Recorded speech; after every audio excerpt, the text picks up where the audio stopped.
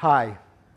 It's really interesting all the different ways that you can find out about photographic lighting. There's a story about the Old West where gunfighters, before they walked into a dimly lit saloon, they would squint their eyes. And the reason why they squinted their eyes was that when they walked into the room, they could see anybody who was hiding in the saloon that was out to ambush them, because the iris of their eyes opened. The interesting thing about this is that the human eye is really a terrific tool because it can seamlessly, without you even knowing it, open its iris and close its iris. The difference between how a human eye sees a scene and how a camera lens sees a scene is the fact that the human eye has a constantly variable aperture.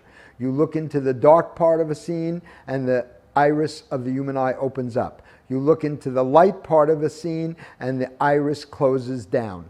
We should pity the poor camera lens because it has to take its picture with only one fixed aperture. One aperture versus a constantly variable one. Therefore, there's an old saying that says a photographer's best friend is a guy named Phil.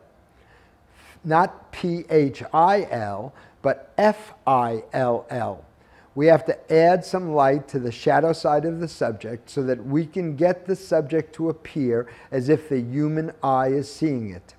We use fill lights, we use fill cards, all in an effort to make the shadows created by the lighting we use on our subjects more open. What we have here is a very simple little product shot. The head of the flash unit, which is on that little stand, which is our subject, is lit by light coming through the diffusion frame to the right, which creates a shadow on the left side of the photograph, the left side of the subject. By adding a fill card to this side of the subject, some of the light from the diffusion frame on the right side of the subject passes the subject, hits the fill card, and bounces back into the shadow side of the subject. So that you can see the effect that the fill card gives, I've covered the fill card with a piece of black material. And what I'm going to do now is I'm going to pull away the black piece of material. And now you can see the effect of the light being bounced off the fill card and back at the subject. This is a show card, a white show card, and the problem with it is, as a fill card, is it's not very rigid. What you need some way to support it when it's lighting something, when it's bouncing light back into something. In this case, we're spring clipping it to a light stand. But the problem is that once you do that, then it's hard to position it exactly where you want it and getting it to stay where you want it. So instead of using something that's wobbly, like a show card, we might want to use a piece of foam board, which is much more rigid. And if you want to use a piece of foam board, then you might want to consider getting yourself a piece of armature wire and making a handle on the back of your fill card. You can use it to have it stand on a tabletop, or you could actually use it where you put this into a grip, and then you could position this wherever you wanted and it would just float in midair. We're going to show you right now how to put a piece of armature wire and make it into a handle on the back of a piece of foam core. This, by the way, was taught to me by Ned Matura.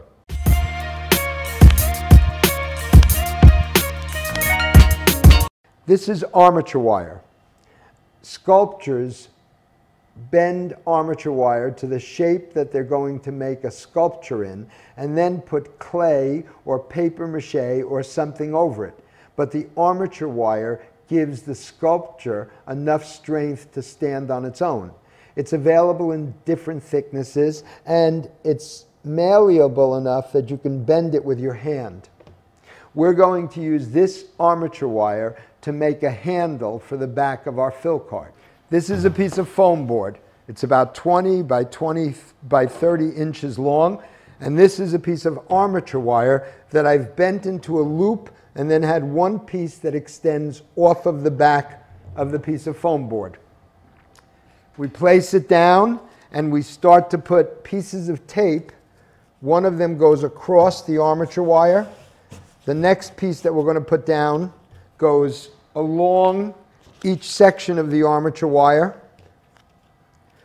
Gaffer tape is easy to tear to get it to the size you want. The next one continues around the circle of the armature wire. The next piece of tape continues around the circle of the armature wire.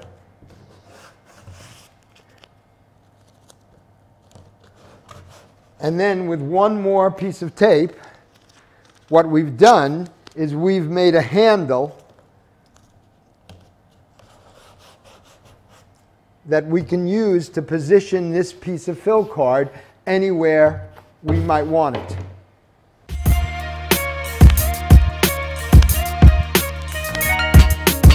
What we're going to be doing right now is we're going to be setting up a really simple still life shot. It's going to be a blue glass, it's going to be a filtered blue light, it's going to be some artificial rose petals. We're going to start off by taking a background light and we're going to tape a piece of blue gel in front of it. This light is going to be behind a piece of tough Rolex on our finished set. And I have a whole bunch of different pieces of blue gel here, all different colors, and I'm just going to tape a few of them together and put them over where our light's going to be. Here's one more, and then I think we'll be ready to start. Now, what's interesting is that the blue gelatins we're using, I'm using 3 layers because I'm going to want it to sort of blend in and be soft, are going to be back here, and when we finish building our set, we'll position this light last. The next step is we're going to have a place where we can stick the glass on top of, and for that I'm just using a couple of wooden blocks. I'm going to tape them in position so that they don't run around. We've covered our wooden blocks with the piece of white satin that we're using. This is the blue glass that I'm going to be photographing. It's my subject. And now what I'm going to do is I'm going to take the satin and I'm going to move it in and I'm going to put creases in it, sort of swirls, so that it becomes like this very sensuous looking thing.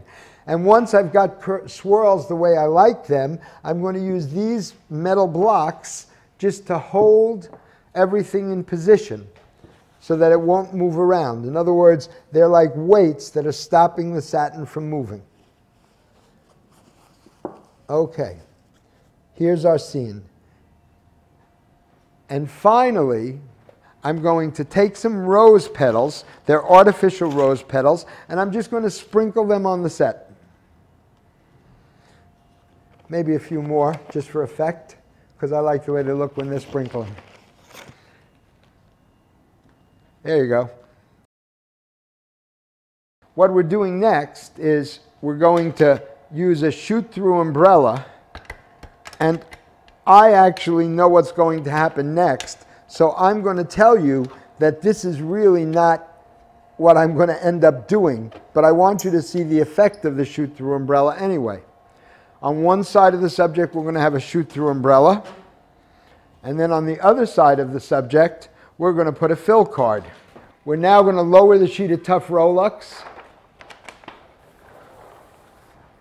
till it covers the blue light. And we're going to lock it off. We're going to have this umbrella lighting part of the scene. And then we're going to have this fill card working on this part of the scene. If we were to look at the lighting that I've got from the shoot-through umbrella that I just set up and the fill card on the other side of it, we would notice that there's a big catch light right over here that's almost more important than the subject itself. So what we're trying to do is we want to find a way to still have some lovely catch light in the photograph, but what we're interested in is something that doesn't detract from the subject. We want to quiet the catch light. We want to make it sort of secondary to the beauty of the subject. To get rid of the umbrella-shaped catch light in the blue glass, I'm going to totally give up on this shoot-through umbrella, and I'm going to remove it from my set. And then I'm actually going to turn off this light, and I'm going to remove it from my set also. And now, finally, I'm going to replace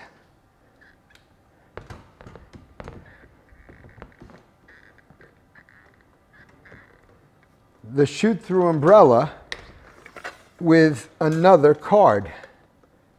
The question is, now that we've replaced the umbrella with another card, we don't have a light source for this picture yet. And that's what we're going to do now. What I'm going to do is take this flash head and aim it from the back edge of my scene over the top of one of my fill cards so that it hits the other fill card. I'm going to arrange a flag on this light that keeps the light from hitting the background.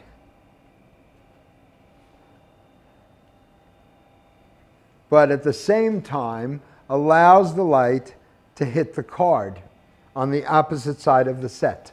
Remembering that we have a blue light behind the glass, which we're going to turn off now so as not to build up too much heat back there. The light now is coming from the light source on the upper left-hand part of our frame. It's bouncing off of this card, and then it's hitting the subject, and then it's continuing past and hitting this card, at which point this card now becomes a fill card. The card on the other side, this card, is no longer a fill card. Fill cards make shadows lighter. This card has become strong enough that it is going to make a light source, become a light source of its own. And what we've done is we're now using a fill card as a light source instead of a reflected source to fill in shadows.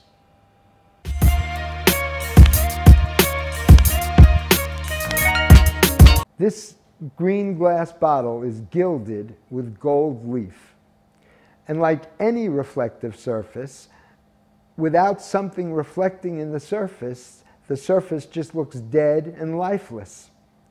We're using a soft backlight to light the bottle, which gives it a little bit of drama, but to open up the entire front of the bottle, we're going to place a large fill card that's going to be right in front of the lens. Now some of you are saying, 1 minute, if you put a fill card right in front of the lens, how can the lens see to take the picture? Right. What we're going to do is we're going to suspend the fill card from this crossbar. We're going to see where it interferes with the lens, and we are going to cut a hole in the fill card that will fit the lens will fit through. Now, this fill card is white on the other side of it. It just happens to be a gray-white one that we had around in the studio. But it's touching the front of the lens hood. And what I'm going to do right now is I'm going to take this pen and I'm going to trace a line approximately where the lens is. And once I finish tracing this line and I know where I have to make a cut, I'm going to take a number 11 X-Acto blade and I'm going to cut this piece of card out of the scene. This is the hole I cut in the card. This is the hole that the lens is going to stick through when I put the card in front of the camera.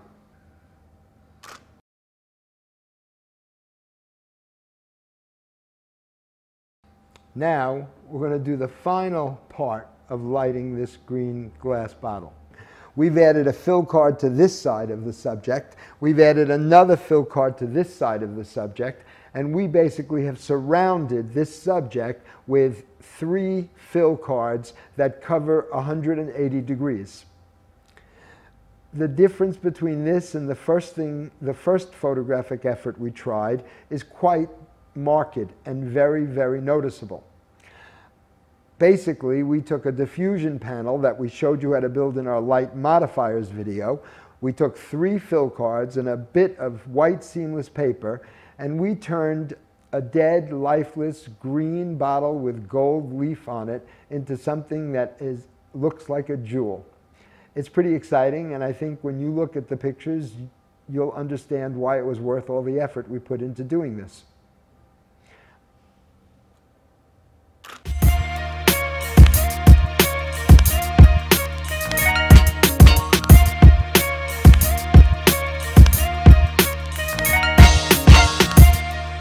Thanks for coming along on our fill card journey today. The last subject that we photographed was a pile of US dollar gold coins. They're all the same, exactly the same. We took 4 coins and we carefully arranged them with tweezers and positioned them with little teeny blobs of funtack. And the coin at 12 o'clock, nothing reflected into its surface. That nothing meant that the coin looks black. The coin at 3 o'clock had a gold card reflected in its surface, and that gold card actually accentuated its color. The coin at 6 o'clock had a light source reflected in its surface, and it basically is as bright as a subject can be without being totally blown out. And the coin at the 9 o'clock position of the diamond reflected a white fill card in its surface. It probably was the most accurate rendition of all the coins in the photograph. The point is that you have tremendous control in the studio, and you can arrange things if you are relaxed enough and if you're willing to be committed enough. You can arrange things so that every item in a photograph can get across the message that you wanted to get across.